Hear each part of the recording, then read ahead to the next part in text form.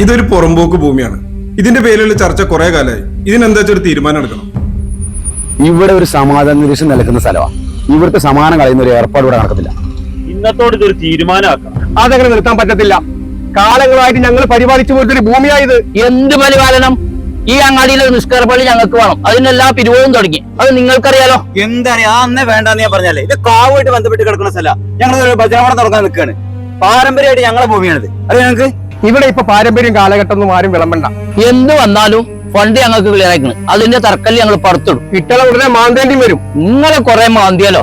മാന്തയുടെ ഞങ്ങൾ മാന്തിയിരിക്കും. അതെ, ഈ മല കയറി ഈ പ്രദേശം മുഴുവൻ ഇങ്ങനെയൊക്കെ ആക്കിയതേ ഞങ്ങളാ. എന്ത് കാര്യം? ഭൂമിക്ക് വില കൂടി ഞങ്ങൾ വന്നിട്ടാ. അടിസ്ഥാനമില്ലാത്ത അവകാശങ്ങൾ വേണ്ടി യാതൊരു കാര്യമില്ല. ഇവിടെ ഞങ്ങൾ ഭജനമഠം പണിയും. പറ്റത്തില്ല. പറ്റും. നടക്കൂല. ഇവിടെ ഞങ്ങൾ കുരിശു പള്ളി പണിയും. ആ നെയ്യത്തോട് മനസ്സിൽ വെച്ചാൽ മതി. ഇവിടെ ഞങ്ങൾ നാളെ ഭൂമി പൂജ നടത്തും. നിർത്തുന്നുണ്ടോ? ഇവിടെ ഉള്ള പള്ളി അമ്പലം ഒന്നും പോരെ നിങ്ങൾക്ക്?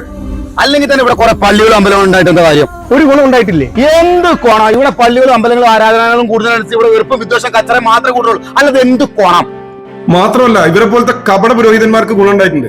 വേറെ ആർക്കും ഗുണമുണ്ടായില്ല. അതന്നെ. നിങ്ങളെന്താ പഠിച്ചോല്ലാന്നാ പറയുന്നത്?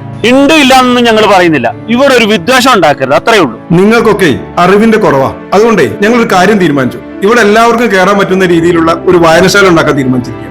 അല്ലാതെ നിങ്ങളോട് അമ്പലം കെട്ടിയ ഇയാള് കയറുമോ? പറ. ഇവിടെ ഒരു പള്ളി കെട്ടിയ നിങ്ങൾ കയറുമോ? പറ. അപ്പൊ ഇവിടെ ഒരു മതവിദ്വേഷം ഉണ്ടാക്കാനുള്ള പരിപാടിയല്ലേ നിങ്ങളിത്? കുറെ മതപുരോഹിതന്മാര് വന്നിരിക്കുന്നു. വാടാ.